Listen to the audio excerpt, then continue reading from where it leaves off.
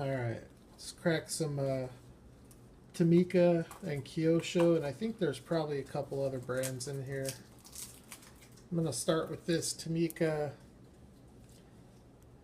Takara Tomy AE86 Toyota Corolla. Just got home. Saw some interesting comments on some of my videos. But everybody has an opinion, and that's fine. But for those of you that don't understand the value of limited productions and chase cars, I'll explain it to you in very simple terms.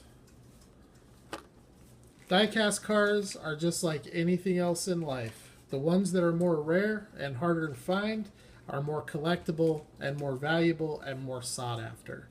It's just as simple as that. If it's not your thing, it's not your thing. But I would venture to guess if you came across a chase car in the wild, you'd be pretty excited about it. And you would do one of two things. You would either keep it, put it in your collection, and think that it's an awesome piece in your collection, which it probably would be.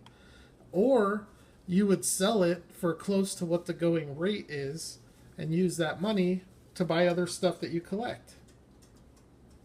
There's no other explanation for it, in my opinion. So, but to each their own. I have to say, this thing out of the package looks awesome. I thought it would look a lot cheaper than this, just because it's a basic. With these basic Tomicas, you have the Takara Tomy Basic, which is a white box, and then you have the Premium, which is a black box, and it's a little bit more detailed than the basic. And then you have the Limited Vintage, which is like the super premium, fully detailed rubber tires, all kinds of awesome stuff. So we're going to look at all three of these, and then we're going to look at some awesome Kyosho stuff. Anyways, this thing looks really good for a basic. Just to give you an idea, this is another white box basic Toyota Land Cruiser. And you can see just how basic it is. I mean, it has headlights and brake lights. The headlights are actually insert headlights, so that's pretty cool for a basic car. It has opening doors. But you can see the tires, the wheels, it's just a lot more basic. You do have suspension. So that's typically what you get. With this one, it looks to have quite a bit more detail. It does have opening doors, which is cool. The black hood looks awesome. The wheels look really good for being cheap plastic wheels. They also have suspension. Brake light detail. It's just painted, so it's not too authentic, but a lot of cool detail on this for just a basic little car. I think it looks pretty sweet. And I'm into the JNC stuff, which that term is new to me. But everybody knows JDM, and I like JDM a lot. But I think JNC is more specific to what I like, which is Japanese nostalgic cars.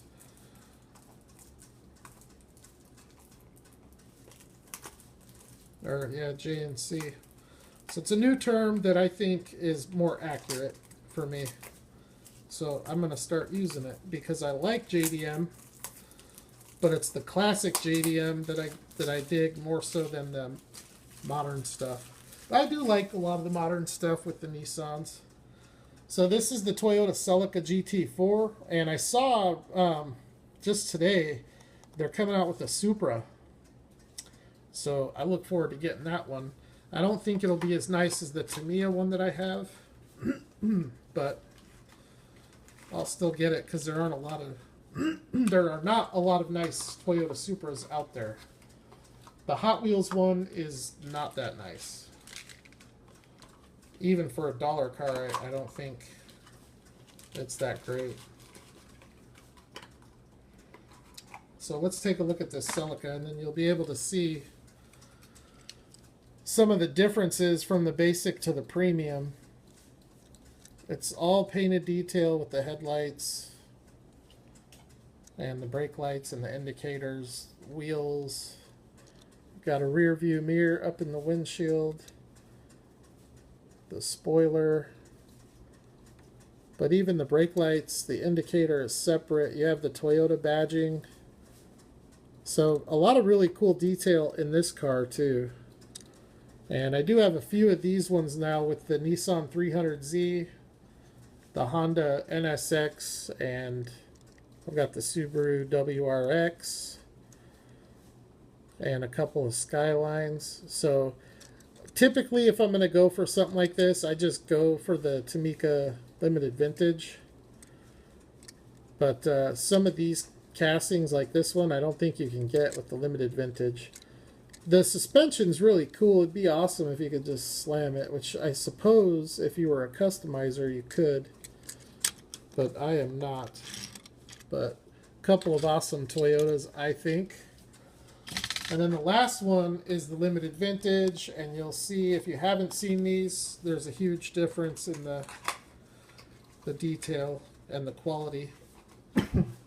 Those two that you're looking at have a metal body on a plastic chassis with the plastic wheels and tires. This one is metal on metal. This is also true to scale as far as I know. Tomica Limited Vintage and Auto World are the only two that do that. But this is a Nissan Leopard, which I think for the United States market would be the equivalent of, I would say, probably the Maxima. I think that we had two-door Maximas here in the late 80s, maybe into the early 90s. But just a really cool car. You have lensed headlights and brake lights on these.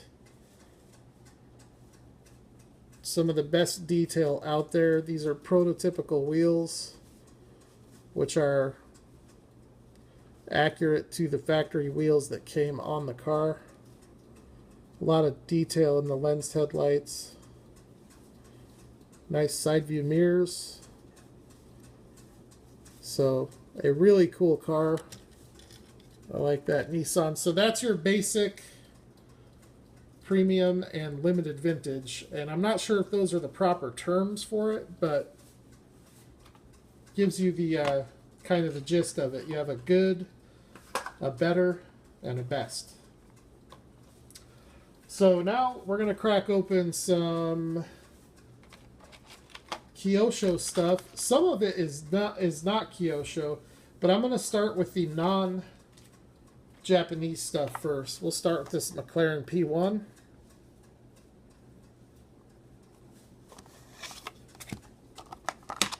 These come somewhat similar to how a M2 would come packaged on a base. The big difference is these are not acrylic. It's just a plastic bubble, like a blister style bubble. So they're real easy to take out and put back, which if you're a loose collector like myself is a good thing. They're held on by only one screw, so that's a little bit different than the M2, which are held on by two screws. But it makes taking them off the base a lot easier. So this is the Mclaren P1. And I think Hot Wheels did a really good job on this casting. But this is just incredible detail for the scale. It is actually kind of insane. There's a lot going on with it. Real basic base, which as I've said many times, I don't care. That doesn't bother me. When the car's sitting down here, you can't see it anyways. So getting base detail is totally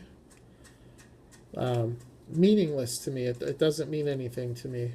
I would prefer not to have any base detail and have a ton of detail up top. And that is pretty much an amazing looking exotic supercar. So that's your Pagani. No, I'm sorry, McLaren. Sorry, I get that in the Pagani kind of mixed up. I don't think Kyosho's done the Pagani. And again, before we go into the Japan stuff, we'll do a little German car here. The Porsche Carrera GT. I've noticed with my collection, my Kyosho collection, a lot of them are like black, white, and silver, so I'm trying to get away from that a little bit by adding colored cars. And I do have quite a few colored cars as well, but it seems like if you're not first to the shop, all of the good colors are going to be taken. Just like anything else, you got to get there first to have your pick. Otherwise, you get stuck with the leftovers.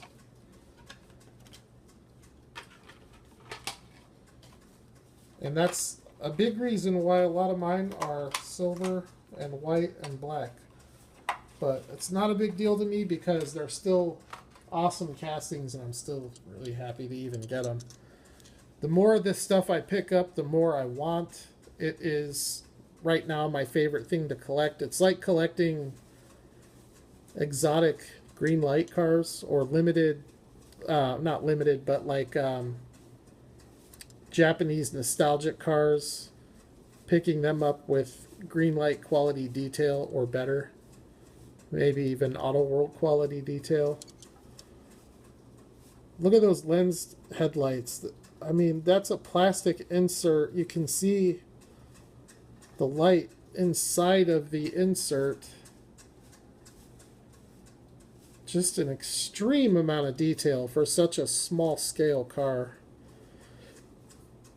Lens brake lights, dual exhaust. You can see where little paint flaw there. This one's hollowed out. I would imagine that's how this one is supposed to look. But wow, that just looks amazing. Great color too in orange. It's a darker orange than what's showing up on camera. The light kind of drowns some of that out.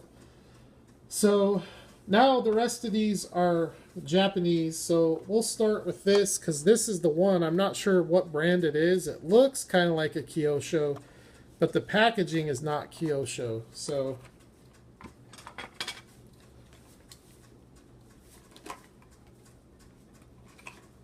let's see what we got. Yeah, it's definitely not a Kyosho, but it's still very highly detailed. So here we have one screw.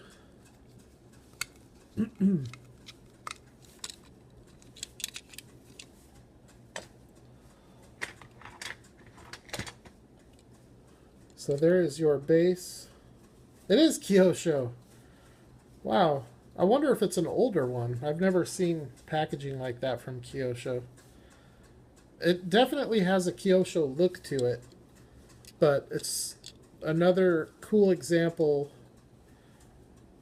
of an awesome Toyota car, which I have quite a few of Kyosho Toyotas now. So this will fit right into that collection with the FJ and the Land Cruiser and the Corolla. And now I've got a couple Corollas and everything else that I have. I have a couple of Celicas, got a nice Supra. I do like Toyota cars.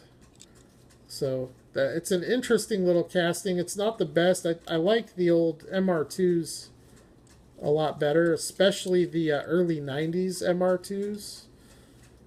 Those were awesome looking cars. So far, all three of these Kyoshos that I've opened have been really nice rollers. Well, the McLaren is an okay roller. The Porsche rolled really good. Sometimes they don't roll so good. This one here, I have the white one. I liked it so much that I just wanted to get the silver one. The white one has a small imperfection with the front axle being too long, and I can't seem to pop the wheels onto the axle any further. So, but you know, being that it's just going to be displayed, it's probably not a big deal. This car does not have that issue, and this one rolls a lot of times better than the white one.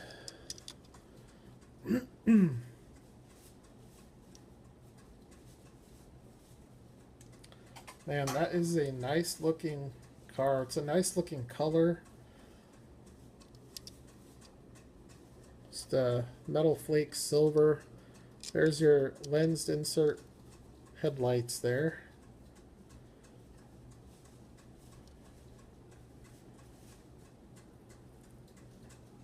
All your indicators are done. Prototypical wheels. That's one of the things about Kyosho that I like a lot, is the wheels are authentic to the car. Back end detail looks really good. Exhaust look to be separate pieces.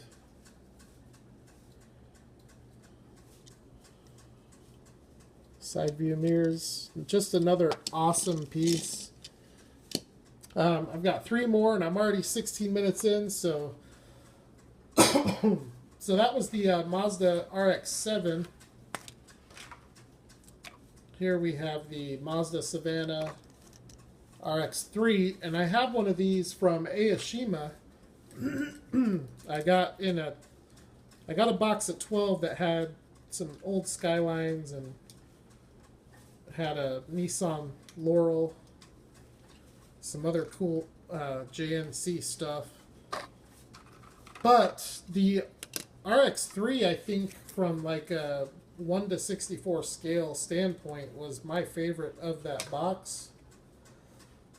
So to see one from Kyosho, which I think makes a much better casting in the scale, was pretty awesome. Because this is a really cool old nostalgic Japanese car, the Mazda Rx-3. Look at the wheels. So awesome, the detail. You have silver trim, chrome trim around all the glass. Awesome headlight detail and front end detail.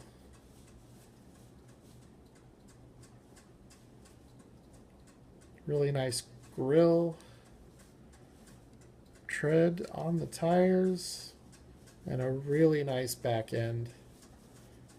I mean, that detail is right on par with Tomica Limited Vintage. And some of Kyosho's castings really are. But I think what makes them so much less is the plastic base. Because I think that's one thing a lot of people gripe about with Kyosho. It doesn't bother me that much just because they do such a phenomenal job with the cars. And that thing just looks awesome. That's going to take some good pics. 2 more. So we've just seen the Mazda Rx-3 and the Mazda Rx-7. Both of those Savannahs. Now we are going to take a look at the Rx-8. I'm pretty sure. I don't know, because I don't know that much about Mazda. I've never been a big Mazda enthusiast. But I think when they brought out the Rx-8, like its predecessor, I believe it is a rotary engine. I don't know if they're still in production or what. I don't know that much about it, but the look on these is okay. The back door opens up. It's like a suicide door. And to me, I wouldn't have done that on a little sports car. It gives it a very different look. But with that said, these were, I don't know if they still are, but they still were pretty popular. A lot of people bought them. Interior looks really good in this car. I wish I could get my camera to focus. Really good detail. I just can't get over the detail in these Kyosho cars. The detail and the selection are the 2 things that really keeps me wanting more of these. That one rolls pretty good too. And then the last one is It's a pretty big car by Kyosho standards. It's just an awesome car. The Skyline Coupe, which looks a lot like the Infiniti. Which one is it? It's not the G35, is it? I don't know, but what an awesome looking car. So let's take it off the base and give it a look. Some of these I think might be older releases from Kyosho, and I'm still learning a lot about Kyosho. I don't know much about them, but the guy that I bought these from sells diecast on the side. He's been in the diecast game for, I don't know, 3 decades. He used to work for Johnny Lightning. He is very knowledgeable when it comes to this stuff, and he's one of the only people I know of that import this stuff to sell it and distribute it. So, but he was telling me that they come out with new stuff every couple months or so, and it's not much. They don't bring much out. So some of the older stuff can get up there in price. A lot like the limited vintage from Tomica. But this car just looks amazing. The paint, the color, the wheels, all of the trim detail. I mean, it looks like an Infiniti, but, you know, Infiniti and Nissan are pretty much one and the same. But that just looks amazing. I guess this would have been the Skyline right before they brought out the GTR. That's just an assumption. I don't know. But, wow.